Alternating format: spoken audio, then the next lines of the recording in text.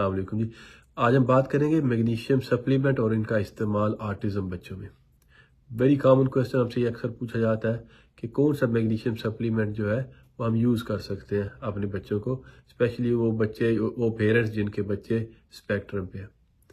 जहाँ तक मुझे पता है तकरीबन 6 या 7 मैग्नीशियम सप्लीमेंट जो इस वक्त मार्केट में अवेलेबल है, मुख्तलिफ नाम से, मुख्तलिफ कम्बिनेशन से, जैसे मैग्नीशियम ऑक्साइड है, मैग्नीशियम ग्लाइसिनेट है, मैग्नीशियम सिट्रेट है, मैग्नीशियम क्लोराइड है, मैग्नीशियम मैलेट है, मैग्नीशियम उसके बाद मैग्नीशियम सल्फेट है।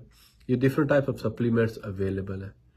मैं हमेशा एक बात कहता हूँ कि आप पहले ये देखें कि आपके बच्चे में कौन से सिम्टम्स हैं, कौन सी अलामात हैं जिनको आप चाह रहे हैं कि इन सप्लीमेंट से वो इम्प्रूव हो जाए। जैसे मिसाल के तौर पे अगर किसी बच्चे को कॉन्स्टिपेशन या कब्ज़ की शिकायत है तो उसमें वो सप्लीमेंट यूज़ करें जो उसकी कॉन्स्टिपेशन या उसकी जीआई के लिए या उसकी गट के लिए फ़ायदेमंद हो। जैसे मैग्नीशियम ऑक्साइड या मैग्नीशियम सिट्रेट हम कॉमनली यूज़ करते हैं। या अगर आप बच्चे की कॉग्निशन या इरिटेबिलिटी या वो उसको इम्प्रूव करना चाह रहे हैं तो हो सकता है मैग्नीशियम ग्लाइसिनेट या मैग्नीशियम थ्रियोनेट वो इम्प्रूव करे। या अगर आप उसको चाहते हैं कि रात को वो आराम से सो जाए, काम होकर सो जाए, तो बाज़ औक़ात मैग्नीशियम सल्फेट के बैथ दिए जाते हैं। उनसे उसको गुस्ल दिया जाता है बच्चे को रात को सोने से पहले, उससे बच्चा काम हो जाता है, सोच अच्छी तरह जाता है। हमेशा मैं एक बात करता हूँ कि ये देखें कि वो डॉक्टर जो ऑटिज्म स्पेक्ट्रम को समझता है और जो इन सप्लीमेंट्स को समझता है कि इनका क्या रोल है, वो आपके बच्चे के लिए और आपके लिए एक अच्छा फ़ायदेमंद साबित हो सकता है और वो आपको एक अच्छा मशवरा दे सकता है कि कौन सा सप्लीमेंट जो है वो आपके बच्चे के लिए फ़ायदेमंद होगा।